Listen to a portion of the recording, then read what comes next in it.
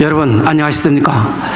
오늘 뒤에 와서 예배 참석하면서 다른 때보다도 여러분들 인원이 적어서 혹시 정준하가 와서 대자는 얘기하니까 안 오는 사람들이 많은가 이렇게 생각했는데 목사님께서 오늘 교사 연수학교 참여하시는 분들 때문에 그래서 좀 인원이 적다고 얘기해서 조금 위로가 됐습니다. 오늘 내가 여러분들한테 어떤 얘기를 할 수 있을지 참 고민을 많이 했습니다. 사실은 제가 내가 나를 생각해도 그렇게 신앙심이 깊은 사람도 아니고 또 사회적으로 크게 출세해서 여러분들에게 본이 될 수 있는 그런 말씀을 들을 수 있는 처지도 아닙니다. 그래서 제가 살아온 얘기들, 제가 살아온 중에서 우리 하나님은 나한테 어떻게 역사하셨는가 이런 말씀을 드리려고 합니다. 재미없더라도 끝까지 들어주시고, 제가 강단에서 이렇게 얘기를 해본 지가 한 20년 된 것 같아요. 직장 생활할 때 직원들 연수할 때라든가 이럴 때 좀 해보고 나서는 안 해봐서 시간 조절이 좀 어려울 것 같아서 좀 고민이 됩니다. 먼저 기도 드리겠습니다. 존귀하신 아버지 하나님, 한없는 은혜와 사랑을 감사드립니다. 참 부족한 사람이 내일의 우리 희망인 청년 2부 지체들 앞에서 제가 살아온 얘기들 하려고 합니다. 주님께서 인도해 주셔서 제 자랑이 되지 않고 제가 살아온 삶을 진솔하게 말씀드리고 또 그 삶이 우리 청년들에게 조금이라도 도움되게 인도하여 주시옵소서. 감사드리며 예수님 이름 받들어 기도드립니다. 아멘. 다 같이 한번 성경 말씀 한번 보겠습니다. 창세기 1장 28절 보겠습니다.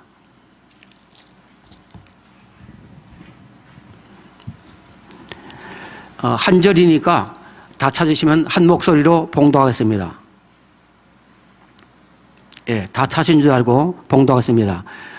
하나님이 그들에게 복을 주시며 하나님이 그들에게 이르시되 생육하고 번성하여 땅에 충만하라. 땅을 정복하라. 바다의 물고기와 하늘의 새와 땅에 움직이는 모든 생물을 다스리라 하시니라. 한 절 더 보겠습니다. 마태복음 6장 19절입니다.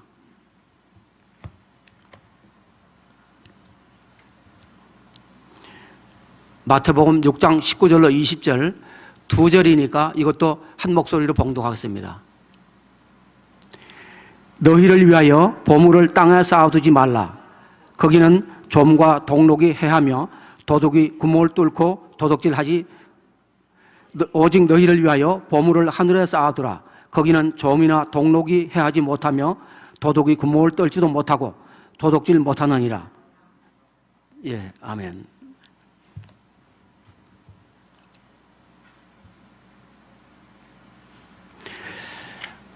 저는 시골 촌놈입니다.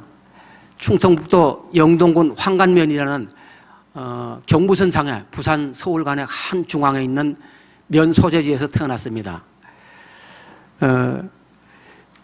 저희 부모님은 농사하시고 또 장사를 하시는 겸업을 하시는 부모님 밑에서 6남매 중에 가운데로 태어났습니다. 저희 아버지 생활을 좀 말씀드리면은 5일로 나눠서 날짜를 쓰셨는데 5일 중에 3일은 장사를 하시고 이웃 면 소재지에 있는 장에 가셔서 철물 장사를 하셨습니다. 농기구와 그릇 같은 거를 파시는 그런 장사를 하시고 또 5일 중에 하루는 김천에 있는 도매상에 가서 파실 물건을 떼오는 그런 일을 하시고 나머지 하루는 농사를 하셨습니다. 1년 중에 쉬시는 날은 설날하고 추석날인데 그날은 아침부터 저녁까지 주무시더라고요. 아무 일도 안 하시고 아마 1년치를 다 주무셨던 것 같아요. 그렇게 바쁘셨기 때문에 저희 남매들이 저뿐만 아니라 다 그렇게 공부 열심히 하고 또 부모님이 잘 케어해서 요즘같이 그렇게 하지를 못했던 것 같은 생각이 듭니다. 제 어린 시절을 돌아보면은 그저 그냥 빈둥빈둥 하면서 세월을 보냈어요. 학교 다닐 때 숙제도 안 해가지고 하고, 방학 끝나고 나면 방학 숙제 때문에 막 굉장히 당황하고, 그리고 중학교 다니는 동안 모자를 쓰고 다니질 못했습니다. 항상 잊어버렸기 때문에 굉장히 산만하고 그랬었어요.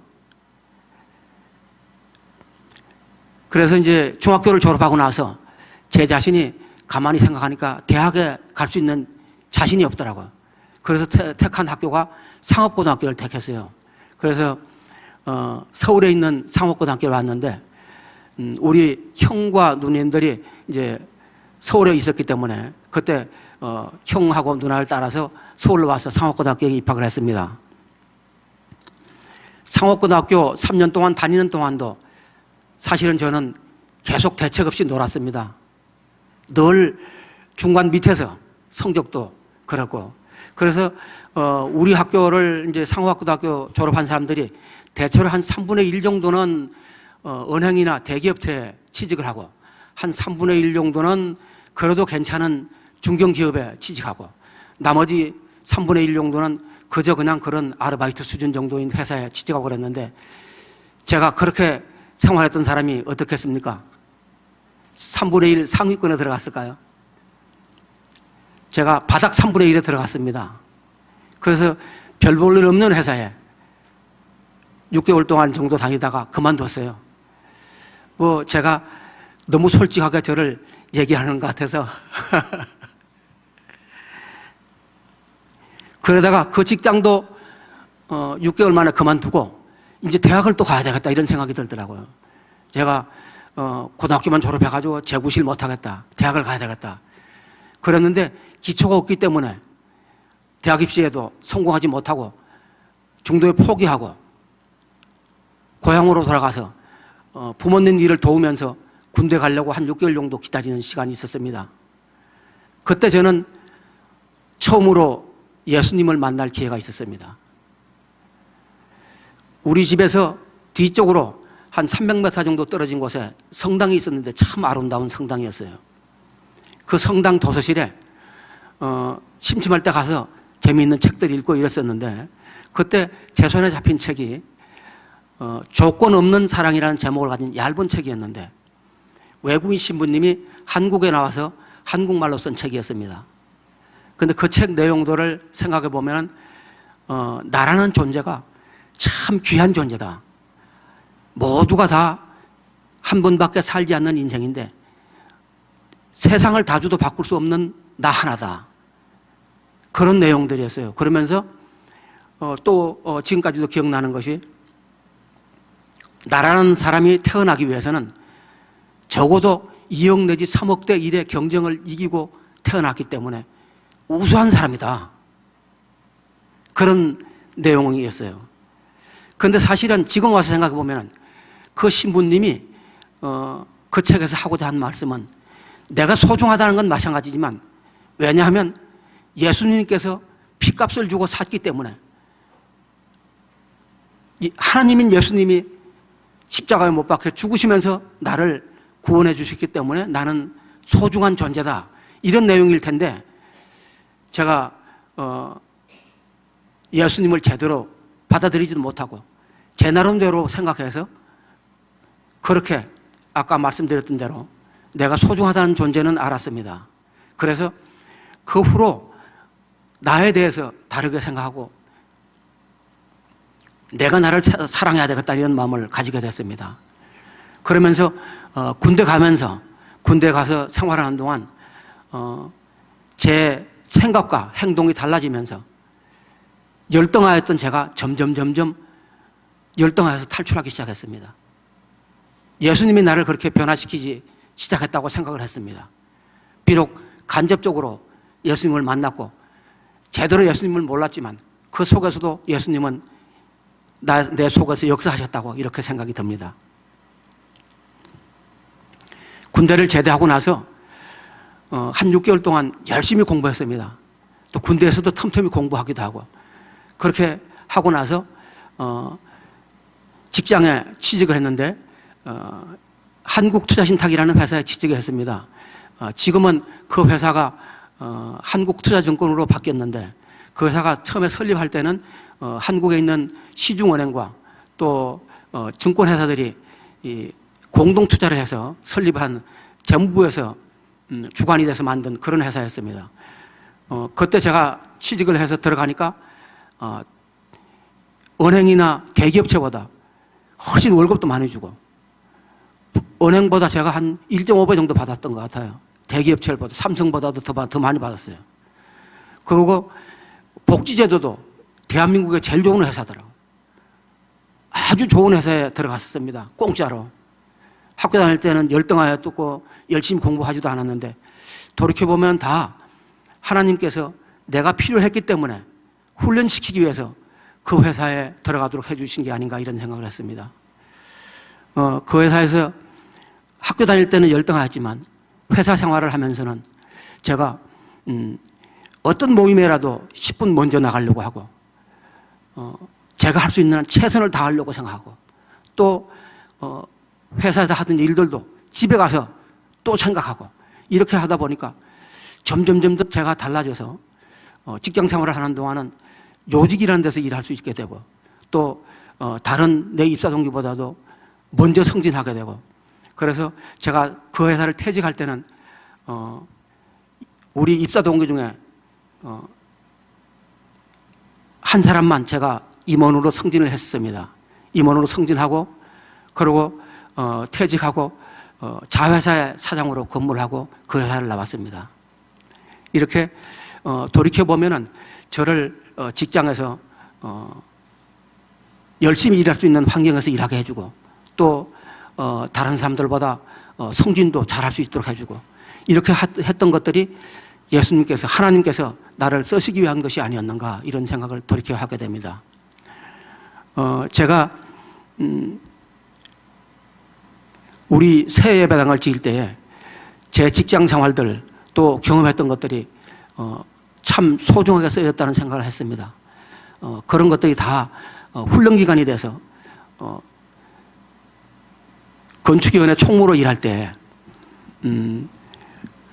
전체적으로 계획을 하고 또 설계회사를 선정을 하고 건축회사를 선정을 하고 또 우리 교회와 외주 업체들과의 가운데서 코디네이터 역할을 한다든가 이런 것들을 하는 것들이 다 직장에서 배운 것들이 잘 쓰여지는 게 아닌가 이런 생각을 했었습니다.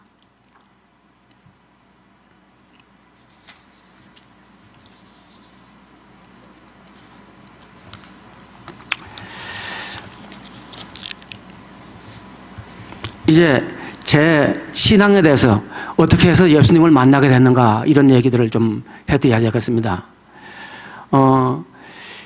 제가 대전 지점에 근무할 때에 우리 집사람을 만나서 결혼을 했습니다.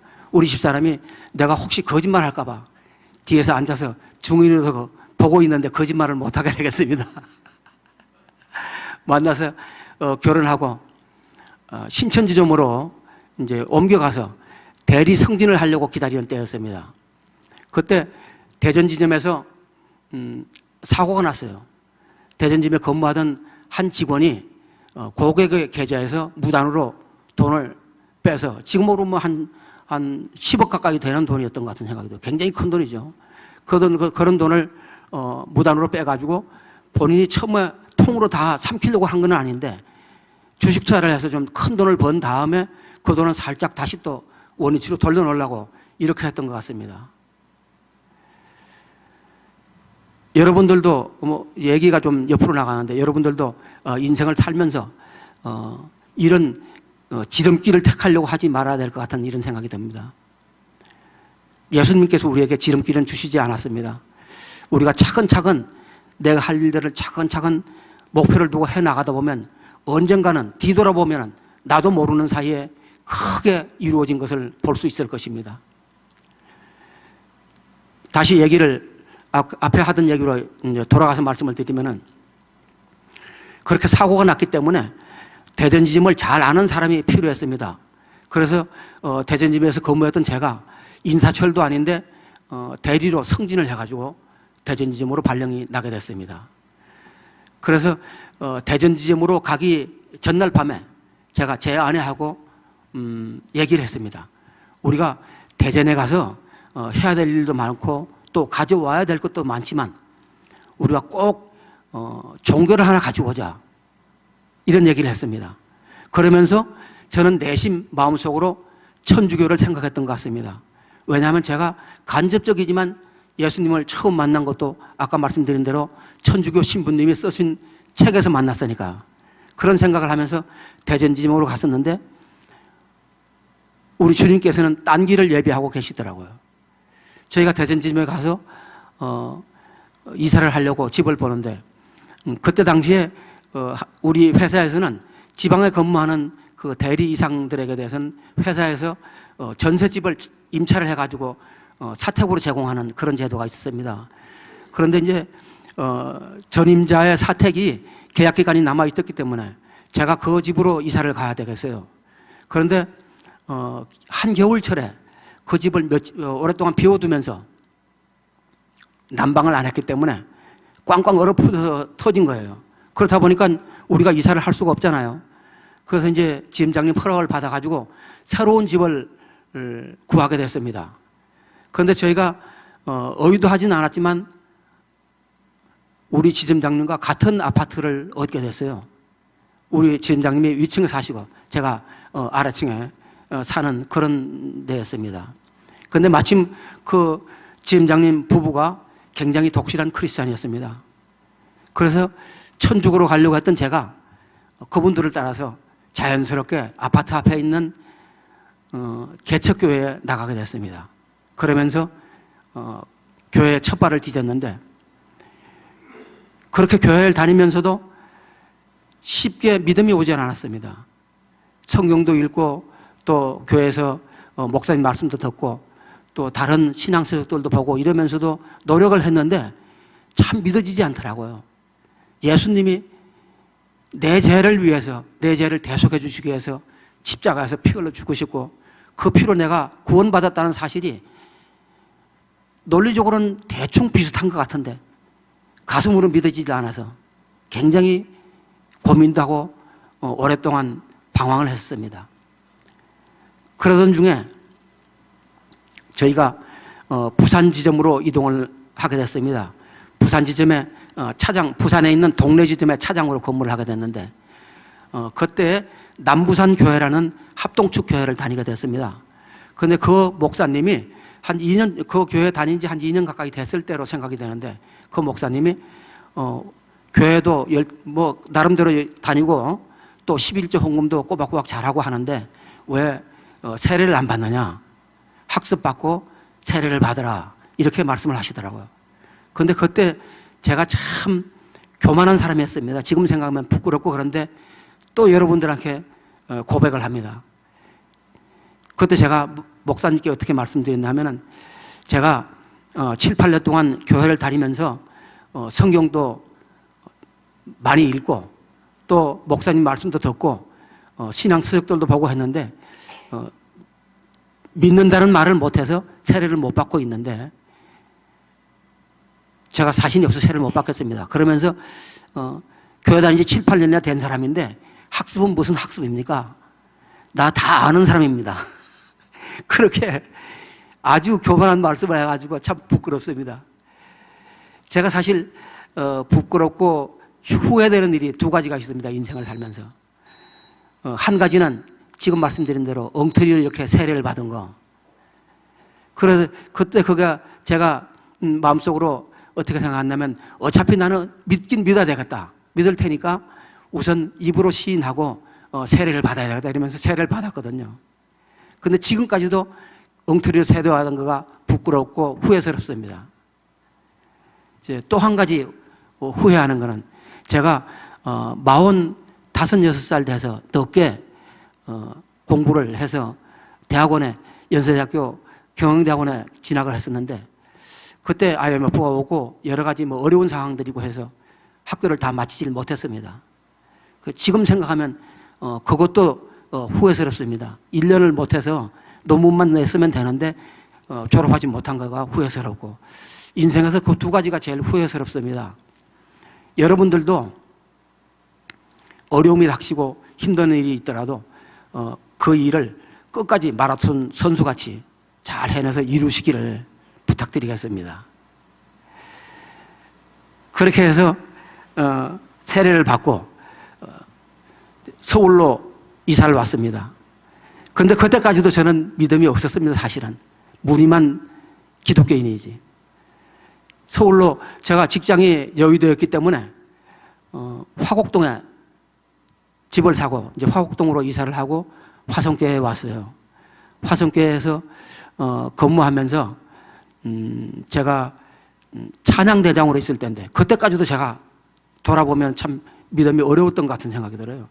그런데 어느 날 오전 예배를 마치고 오후 예배를 드리려고 집에 돌아가서 말씀을 묵상하는 가운데 나는 길이요 진리요 생명이라고 하신 예수님 말씀이 생각이 나면서 길이요 진리요 생명, 예수님이 성경 전체를 돌아볼 때 거짓말 할 수 있는 사람이 아닌 것 같아.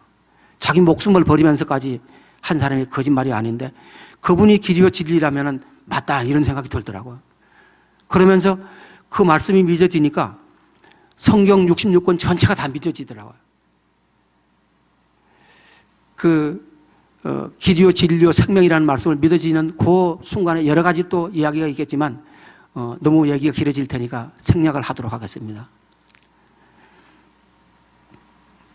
그러고 나서 얼마지 않아서 제 믿음을 한번 확인할 수 있는 그런 때가 있었습니다. 제가 그때 한국투자신탁 전산을 하는 자회사인 한시스템이라는 회사의 대표로 근무할 때였습니다. 그때 직원들이 한 50명 정도밖에 안 되는 작은 회사였는데 그 직원들하고 같이 화천에 1박 2일로 MT를 가도록 됐었어요. 토요일 날 가서 일요일 날 돌아오는, 주일 날 돌아오는 그런 과정이었는데 그때 제가 우리 교회에 시원 대장이었기 때문에 아침에 돌아와야 돼서 책임자한테 나머지 일정을 맡기고 제가 아침에 돌아오려고 이제 새벽에 일어나가지고 차를 운전하고 돌아오려고 하는데 갑자기 밤새 눈이 와서 온 누리가 하얗게 덮였더라고요. 완전히 하얗게 덮이고 길도 보이지 않아요. 그런데 제가 맡은 책임이 있으니까 그때 믿음에 있어서 보다도 맡은 책임 때문에 기도하고 운전을 해서 서울로 출발했습니다. 그런데 한 10분도 안 갔을 때 같아요. 커브도를 이렇게 커브를 돌면서 브레이크를 밟았는데 차가 미끄러지면서 가이드레일을 들이받았어요. 받으면서 차가 멈춰섰습니다. 그래서 이제 내려가지고 한번 돌아보려고 내려가니까 가이드레일 반대쪽은 수십 길 낭떠러지더라고요. 만약에 차가 속도가 조금 더 있었더라면 저는 그 낭떠러지에 떨어져서 즉사했을 것 같은 생각이 들었습니다. 순간 제가 눈물이 막 쏟아지더라고요. 왜 그렇게 눈물이 앞섰을까요? 죽었을 사람을 살려주시기 때문에 그럴까요? 아닙니다. 순간 제가 어떤 생각이 들었냐면 사람은 이렇게 누구나 다 죽기 마련인데 만약에 내가 예수님을 믿지 않고 죽었다면 어떻게 됐을까? 그 생각을 하니까 그 구원의 기쁨이 너무 감사하고 고마운 거예요. 그래서 그날 막 제가 울면서 기쁨의 감격, 그 구원의 감격 때문에 내 혼자 부흥회를 하면서 찬양하면서 서울까지 왔습니다. 이제 그런 경험을 하고 늘 한 번도 의심을 한다든가 그런 적이 없었습니다. 한 번도 예수님이 이럴까, 성경 말씀이 이럴까 이런 생각을 한 적이 없었어요. 몇 분까지 말씀드려야 되죠, 제가?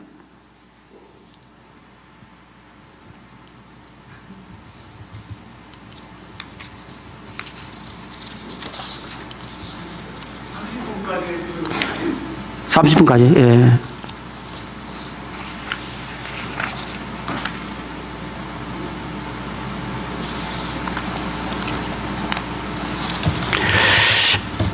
이제 제 살아왔던 얘기들을 막 두서없이 빨리 말씀을 드렸는데 다시 제 신앙 얘기를 한번 말씀을 드리겠습니다.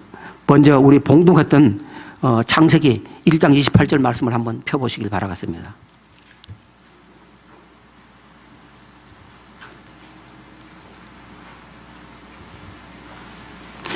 창세기 1장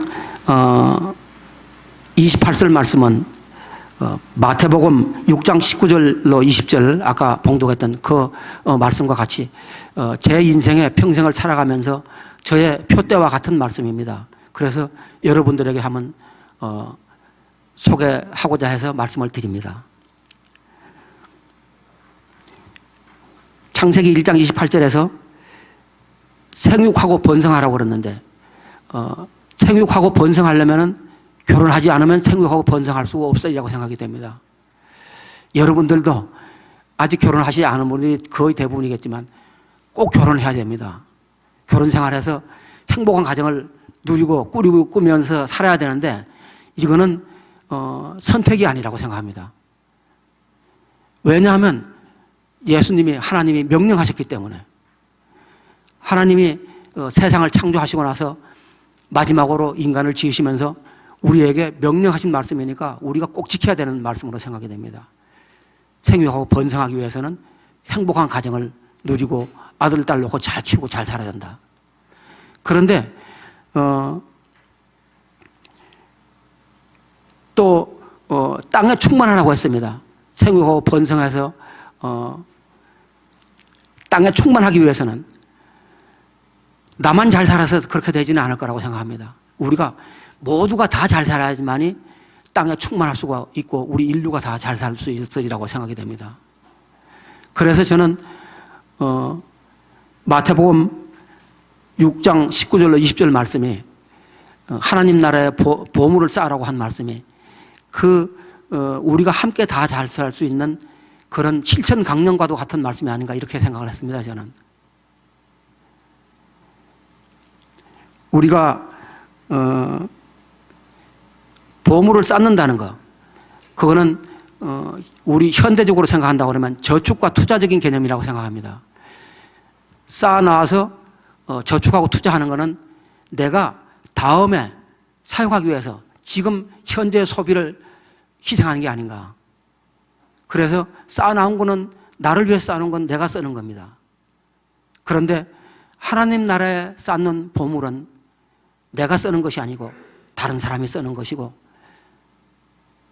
또 하나님 나라의 보물을 쌓기 위해서 꼭 돈만 다른 사람들한테 도움을 줘야 된다든가 이런 건 아니라고 생각합니다. 우리가 노력해서 내 몸으로서 다른 사람들을 위해서 또 하나님이 만든 우리 피조 세계를 위해서 힘쓰는 것은 더 값없이 더 고귀한 일이라고 이런 생각을 듭니다. 어떤 사람이 죽어서 천국과 지옥을 여행할 수 있는 시간이 있었다고 합니다. 그 사람이 먼저 지옥에 여행을 갔는데 마침 그때 식사 시간이라서 가운데 둥그런 상을 둘러놓고 모두가 삥 둘러 앉아서 식사를 하고 있었습니다. 정말 좋은 산의 진미가 다 차려 있는데 그 사람들이 아주 바짝 마르고 피골이 상접하더래요. 왜 그랬을까요? 이 사람들이 자기 손보다 훨씬 긴 2m짜리 숟갈을 들고 밥을 먹으려고 하니까 다 떨어지는 거예요. 하나도 먹지 못하고 피골이 상접해 있더래요.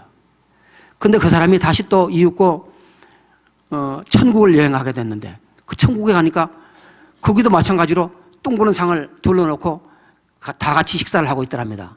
근데 그 사람들은 다 잘 먹고 얼굴이 아주 참 좋더라요. 왜 그랬을까요?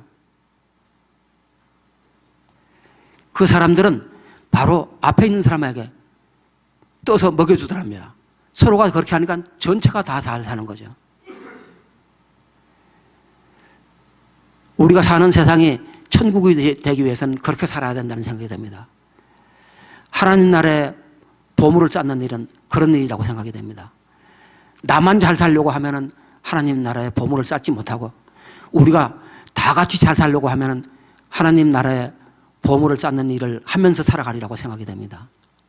그런데 우리가 다 빌 게이츠 같이 돈 많이 벌어서 자선사업에 투자할 수 있는 그런 사람은 못 되잖아요. 다 그렇게 될 수는 없고, 또 우리가 다 이태석 신부같이 아프리카에 가서 내 몸을 바쳐서 희생하면서 살 수는 없는 거 아니겠습니까? 저는 그런 생각을 했습니다. 내가 내 위치에서 적은 것이라도 이웃 사람에게 베풀면서 살아갈 때 우리가 사는 사회가 다 천국이 되지 않을까, 그런 생각을 합니다. 저는 올해 이제 만 67세입니다. 인생을 4계절로 본다고 그러면은 저는 이제 겨울철에 접어들었습니다. 추운 겨울에 접어들었는데, 날이 추워서 그런 것보다도 마음이 막 조급해져요, 자꾸 어떤 때는. 왜 그러냐면은 내가 남은 시간 동안에 하나님 나라의 보물을 점점 더 많이 쌓고 가야 될 텐데 늘 제 자신이 너무 게으른 것 같고 부족하고, 그래서 우리 하나님께 죄송스럽고 그럴 때가 많습니다. 그러면서도 제가 늘 기도 제목에 제일 먼저 하는 기도가, 주님, 제 남은 생애 동안 우리 하나님 보시기에 아름다운 삶을 살 수 있도록 매일매일을 그렇게 살 수 있게 해 주십시오 하는 기도를 합니다. 그래서 제가 적지만 매월 미자립 교회나 또 해외 선교사들한테 또 외국에 나가 있는 유학하는 목사님들께 적은 돈이라도 매월 일정하게 송금할 수 있어서 참 행복합니다. 그리고 또 우리 교회에서 맡은 직분 감당할 수 있도록 해주시고, 또 제가 소속된 단체들, 뭐 교회 관련이나 또 그렇지 않은 친구들 관련이나 이런 데서 제 위치에서 제가 나름대로 내 역할을 하려고, 내 기여도를 높이려고 노력하면서 사는 거. 그래서 주님이 주신 사명 때문에 행복하게 살려고, 또 그래서 행복합니다. 매일 그렇게 살려고 노력을 합니다. 그런데 참 부족하고 늘 잘 실천이 잘 안 돼서 여러분들에게도 부끄럽고 그렇습니다. 제 얘기는 두서없이 말씀을 드렸는데 여러분들에게 조금이라도 도움이 될지 모르겠습니다. 부족한 선배라도 타산지적이 될 수 있었으면 이런 생각이 듭니다. 제 얘기를 마치겠습니다.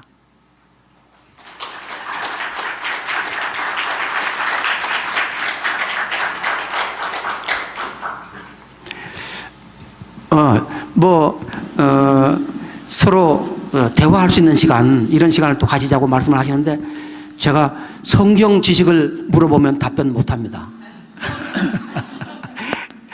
여러분들이 이 직장 생활하면서 또는 가정 생활하면서 이런 일이 있었는데 먼저 산 사람으로서 훈수를 좀 해주십시오 하면은 나름대로 훈수는 할 수 있으려고 생각이 됩니다. 예, 또는 저희 장로님한테 건의사항이 있으신 분은 건의를 해주셔도 좋을 것 같아요. 예, 그런 면들도 또 당회원의 한 사람이니까 당회에 여러분들에게 말씀을 대신해서 전달해 줄 수는 있으려고 생각이 됩니다. 예, 날이면 날마다 오는 기회가 아니니까요. 예, 다들 용기 내서 손 들어 주시면 감사하겠습니다. 예, 그럼 제가 가볍게 아이스 브레이크 차원에서 저희 또 일 안에 또 미래의 장로를 꿈꾸는 지체가 있어요. 좋습니다. 예. 네, 그런데 혹시 뭐 다는 말씀해 주시지 못하겠지만 혹시 뭐 장로님으로서의 고충이 있다면은 어떤 게 있을까요? 장로로서 고충이라고 그러면 제가 사실은 중간에 한 장로 되기 전에 화성교회 떠나서 이사 가려고 생각했어요. 오산에 땅을 사놓고 거기다가 집 짓고 아주 멀리는 못 가니까 거기서 살면서 수도권에 살면서 이렇게 생활을 하려고 이렇게 생각했었는데 장로 되는 바람에 이사 못 갔습니다. 책임이 크거든요, 장로가. 그런데 교인들은 장로님들이 교회 가까이 살지 않고 멀리 사는 거 이런 거에 대해서 불평을 하시는 분들도 있고 마땅치 않게 생각하시는 분도 많으리라고 생각이 됩니다. 실제로 그런 말씀하시는 분들도 있고. 그런데 바꿔 생각하면은 어떻게 보면 장로라서 이사 못 가고 교회를 지키는 것 같은 생각이 듭니다. 장로는 교회를 지켜야지 되는데 고충이 좀 있을 때가 많습니다. 뭐 능력이 모자라고 또 생각이 모자라고 해서 그런 고충이 있을 수 있을 겁니다. 예, 그 지체분은 예, 고려하셔서 예, 나중에 교회 가까이서 뵀으면 좋겠네요. 네, 혹시 또 있으신 분은 네, 주상 형제님.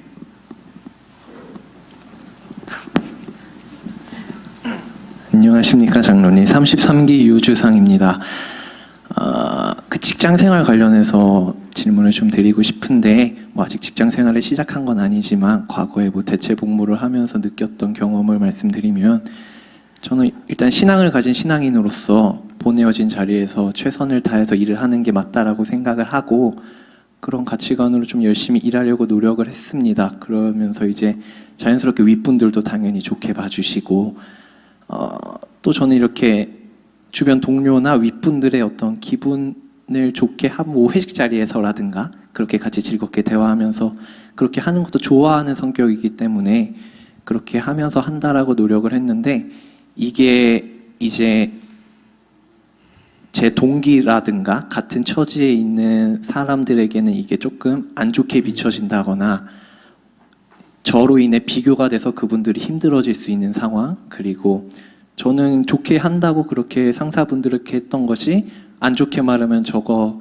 윗사람한테 뭐 이렇게 그렇게 하려는 거 아니냐라는 그런 안 좋은 시선들, 그런 것들을 경험하면서 물론 열심히 일하는 것도 맞지만 그렇게 주변 동기들에게 피해를 주면서까지 해야 할까라는 고민이 조금은 생겼습니다. 그래서 이 문제에 대한 해결책이 없을지는 모르겠지만 미리 겪어보신 선배님으로서 해주실 말씀이 있다면 한 말씀 부탁드리겠습니다. 예, 지금 질문하시는 내용으로 볼 때 두 가지, 한 가지는 크리스찬이기 때문에 예를 들어서 회식 자리에서 술을 먹어야 된다든가 뭐 이런 어려움이 있고, 또 한 가지는 크리스찬으로서 양심을 가지고 내가 열심히 하는데 저 자식 뭐 혼자서 잘난 척하고 잘 보이려고 열심히 하느냐, 이런 두 가지가 아니겠어요. 먼저 한 가지는 제 선배 중에 한 사람이 지금은 목사님이 되셔가지고 목사님이 되셔서 이제 은퇴를 하신 분인데 그분이 연세대학교 이제 나오신 분이었는데 그 연세대학교 동문들 간에 이 회식 자리에서 선배고 그때 이제 상무이사였던 분이 술을 권해서 미쳐서 내가 술을 왜 먹어? 이런 말을 언뜻 한 거예요. 그런데 그 선배인 상무님이 술잔을 얼굴에다 뿌렸어요. 그런 일이 있었습니다. 그런데 사실 우리 세대는 술 안 먹으면 안 됐어요. 술 안 먹으면 강제로 술도 먹어야지 되고, 또 술 안 먹으면은 회식 자리에 술 먹는 것도 일의 연장인 것 같이 이렇게 생각을 했던 때가 있었습니다. 그런데 요즘 와서는 그렇지는 않은 것 같아요. 요즘 직장은 그런 분위기는 아니잖아요. 그래서 그런 염려는 없는 것 같은데, 그리고 또 저만 열심히 하고 저만 잘난 척 한다든가, 그거는 열심히 해야 됩니다. 열심히 해야 돼요. 그런 거 눈치 보고 해야 될 필요는 없다고 생각합니다. 저도 직장 생활하면서 어떤 일이 있으면 제가 예를 들어서 예비군 훈련 갈 때, 예비군 훈련 갔다가 지점에 있을 때는 지역 예비군 훈련이니까 예비군 훈련을 받고 나서 끝나고 나서 제가 하던 일을 하려고 빨리 저는 혼자서 먼저 들어오고 싶어. 그래서 먼저 와서 제 일을 한 적이 있었어요. 그런데 다른 사람들이 욕하더라고요. 예비군 훈련 끝났으면 집에 가서 좀 쉬고 해야 되지, 저만 잘났다고 혼자 먼저 가서 일하냐고. 그런데 그 차이인 것 같아요. 우리가 성공하는 사람과 실패하는 사람의 차이가 종이 한 장 차이입니다. 성공하는 사람은 남보다 다른 생활을 했기 때문에 성공합니다. 예비군 훈련 미리 끝났을 때 직장에 나와서 일하는 사람 성공합니다. 그 사람 승진시키지 누구를 승진시킵니까? 옆에 동료 눈치가 보이지만, 그렇지만 소신껏 일해야 되리라고 생각이 됩니다. 예, 답변이 됐습니까? 네, 또 제일 궁금하신 분거나 건의사항 있는 분은 네, 조지전 형제님. 네, 안녕하세요. 33기 조진현입니다. 현재 정준환 장로님께서 교회에서 어떤 부서라고 해야 되나요? 뭐 교육위원회든 뭐 이런 어떤 부분을 맡고 계시고 정확히 어떤 일을 하시면서 교회에 이렇게 헌신을 하고 계신지 가장 근본적으로 궁금합니다. 예. 네. 나는 교회에서 맡은 일이 전도위원장입니다. 제가 제일 자신 없는 일이 전도위원장이었어요. 왜냐하면 전도 참 안 되고 나 때문에 교회 다녀서 구원을 받았다 하는 사람 정말 나 부끄럽지만 이 사람은 내가 전도해가지고 와서 구원받은 사람이다. 자신 있게 말할 사람은 없는 것 같아요. 그래서 전도위원장이 제일 싫은데 전도위원장 2년 했습니다. 그런데 요즘 제가 전도위원장으로서 너무 감사하고 기쁜 일은 우리 교회가 우리 교회 전도도 중요하고 그렇지만 미자리 교회들, 어려운 교회들, 또 해외 선교사들 도우려고 노력 많이 하고 우리 목사님 목회 방침이 그러신 것 같아요. 우리는 전략하고 아껴서 어려운 사람들 돕고 어려운 교회들 후원하고 지원해야 된다. 저는 그래서 너무 행복합니다. 그런 전도위원장을 맡아서 행복합니다. 예, 또 질문이나 건의사항 있는 분은 손을 들어 예. 네, 33기 조진현입니다. 네. 그 전도위원장을 맡고 계시다고 하셨는데 그러면 그 청년의 시기에 저희가 어떻게 전도를 하는 게 가장 효과적인 방법으로 다가갈 수 있는지 혹시 팁이 있다면 말씀해 주시면 감사드리겠습니다. 제가 여러분들에게 볼 때마다 부러운 거가 두 가지 있습니다. 첫째 한 가지는 청년 시절에 제가 교회 안 다녔기 때문에 교회 제가 32살부터 교회 다니기 시작했는데 그때도 이 자리에도 청년들이 32살 넘은 사람들이 있겠지만 그때도 좀 엉터리 교인이었으니까 지금도 그렇지만 그런데 여러분들 보면은 이렇게 청년부라는 이름으로 모여서 같이 예배드리고 한다는 거 너무 부럽습니다. 같은 신앙의 친구가 있고 같은 동료가 있다는 거. 구역예배 어른들 구역예배 하시잖아요. 그거에 나는 다른 것보다도 뭐가 좋으냐 하면 그게 필요하냐고 생각한다면 믿는 이웃이 있어서 필요하다. 그게 믿는 이웃이 믿는 친구와 같이 이렇게 청년부에서 한다는 건 너무 중요하고 좋은 것 같습니다. 우리 청년들이 전도하는 거에 대해서 팁을 말씀드리는데 제가 청년부 때 열심히 안 해가지고 팁을 드릴 게 없습니다.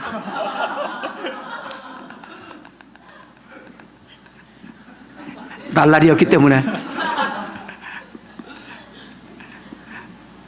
네, 굉장히 예상 밖의 전개가 진행되고 있는데요. 네, 또 다른 질문이나 건의사항 있는 분? 네, 권혁환 형제님.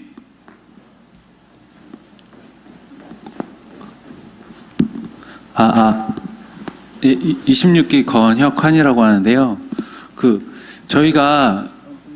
제가 올해 집사 직분을 받았습니다. 근데 청년들이 집사 직분을 받는 거에 굉장히 아직 어색해하는데 거기에 대해서 생각이 어떠신지 한번 여쭤보고 싶습니다. 예, 청년들이 그 서리 입사 직분을 받는 건 당연하다고 생각을 합니다. 또 시대가 옛날하고 달라서 결혼 연령이 굉장히 늦어지잖아요. 결혼 연령이 늦어지면서 사회에서 활동하고 집사 직분이라는 것이 어느 정도의 신앙을 가지고 있으면서 또 헌금 생활을 하는 것이라든가 교회 출석이라든가 이런 것들을 종합적으로 볼 때에 이 안수 집사로서 이 집사는 안 받았지만 안수 집사의 자격에 버금가는 역할을 할 수 있는 사람이라고 교회에서 기대하고 주는 거 아니겠습니까? 난 청년들도 결혼을 하지 않았더라도 충분히 자격이 있고 앞으로도 그렇게 해야 되고 더 많이 늘어나고 그래야 된다고 생각을 합니다. 네, 또 다른 질문 있으십니까? 네, 주상 형제님.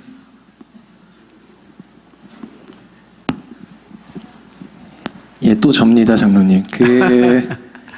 이번 질문은 아니고 약간 건의사항 뭐 그런 건데 뭐 지금 전도위원회에 계시긴 하시겠지만 이게 좀 적합한 건의사항은 아닐 수 있겠지만 어쨌든 교회 요직에 계신 분으로서 요직이요? 한번 말씀드리면은 아까도 보셨겠지만 이제 저희가 예배에 앞서서 찬양을 합니다. 20-30분 정도 매주 이렇게 찬양을 하고 이렇게 교회에서 또 마련해 주신 훌륭한 악기로 훌륭한 장비들과 함께 이렇게 찬양을 하지만 이게 이제 시기가 많이 지나고 이렇게 사용을 많이 하다 보면서 어떤 장비의 노후화라든가 전원이 잘 안 들어오고 다음 주도 과연 이가 전원이 들어올까 전전긍긍하면서 기도로서 그렇게 한 주 한 주를 열심히 예배를 준비하는. 하지만 이 장비라는 것들이 사실 한두 푼 하는 게 아니지 않습니까? 굉장히 고가의 장비일 수도 있고 그렇기 때문에 이런 거를 되게 누구한테 이거 말씀을 드려야 하는지도 잘 모르겠고 만약에 이 의견을 전달해야 하면은 과연 어떻게 이렇게 말씀을 드려야 하는지 그리고 또 교회 사정이라는 게 저희는 잘 모르기 때문에 이렇게 말씀을 드리면 어떻게 교체를 해주실 수 있는가 하는 부분이 궁금합니다. 교회의 음향 영상 장비에 대해서는 우리 교회 조직으로는 홍보위원회에서 맡고 있어요.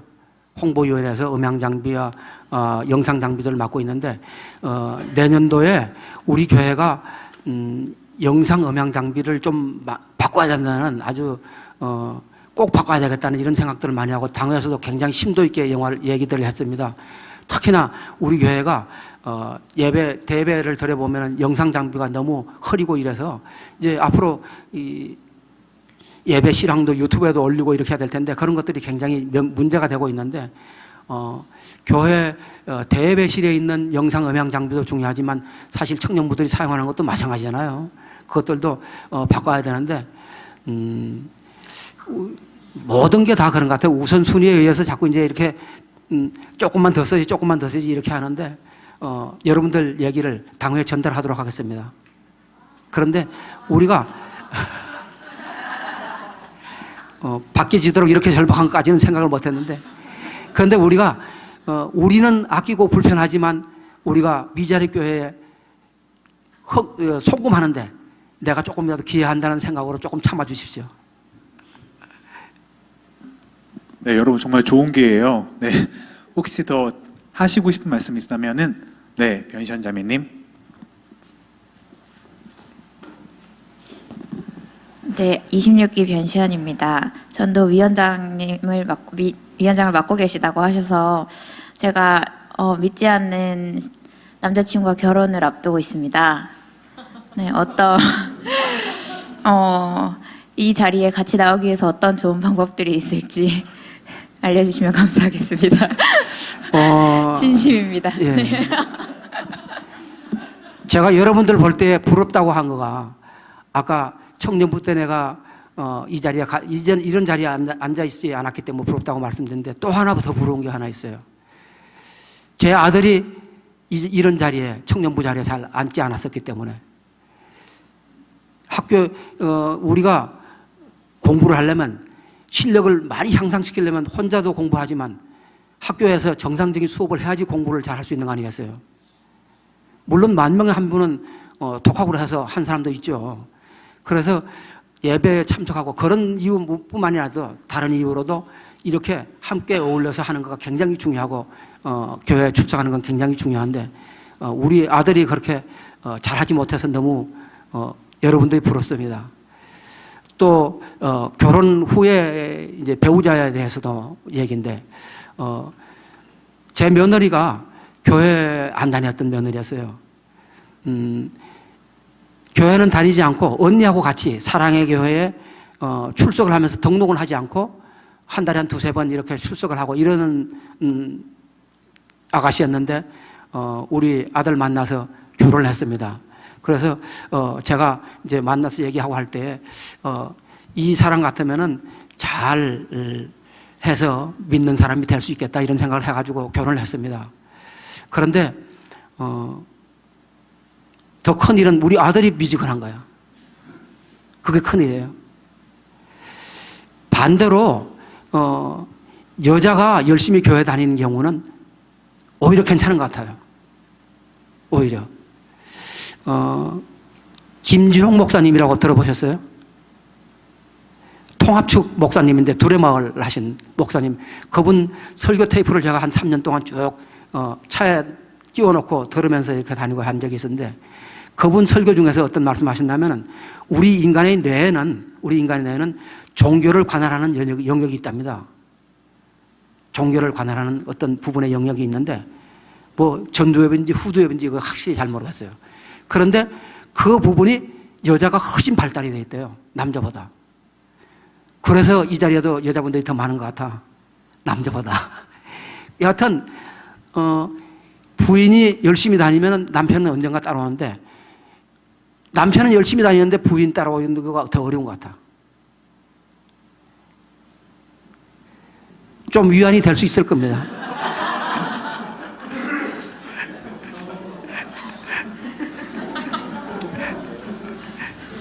제가 더 열심히 다니겠습니다. 예, 또 있으신 분 손을 들어 표해 주시면은 감사하겠습니다. 아, 네. 저도 한 가지만 예, 건의 예. 드리겠습니다. 네, 저도 뭐 건의라기보다 하소연에 가까운데요. 저희 3월 달에 저희 연합특강이 있었어요. 네, 연합특강이 좀 아쉽게도 저희가 수련회 돌아온 바로 그 주에 잡혀 있어서 아무래도 좀 은혜 나눔이라든지 그런 부분이 잘 이루어지지 않아서 좀 아쉬웠던 것 같아요. 그래서 그냥 정주환 장로님이 저희 청년 이부 담당 장로님이시니까요. 혹시 내년이라도 혹시 교회 일정이나 꼭 중요한 행사는 꼭 저희 수련회 전후로는 좀 피해서 수익해 주시면은 예, 정말 감사하겠습니다. 예. 청년부의 수련회가 굉장히 중요한 계획이고, 또 연합사경회 그것도 또 중요한 그런데 그런 일자를 좀 잘 조정하도록. 교회 참 복잡하더라고요. 날짜 조정하기가 굉장히 힘들고 어렵더라고요. 건의를 하겠습니다. 예. 네, 그럼 저희 이제 질의응답 이제 다 하셨으면은 저희 장로님 축복하는 시간 가졌으면 좋겠어요. 권사님이 가셨나요? 네. 뭐 우리가 한 교회 안에 있으니까 질의응답하고 하는 시간이 짧아서 우리는 얘기를 못 하더라도 또 만나서 같이 얘기할 수 있고 그런 시간은 얼마든지 있으리라고 생각이 됩니다. 네. 다른 또 후에 또 시간들 필요하잖아요. 그래서 제 얘기는 마치도록 하겠습니다. 기도드리시겠습니다. 다른 네, 저희 축복 찬양 불러드리는 아, 시간을 그래요? 가져볼까 하는데요. 네, 괜찮으실까요? 네, 그럼 같이 손을 뻗어서 예, 축복 찬양 부르도록 하겠습니다.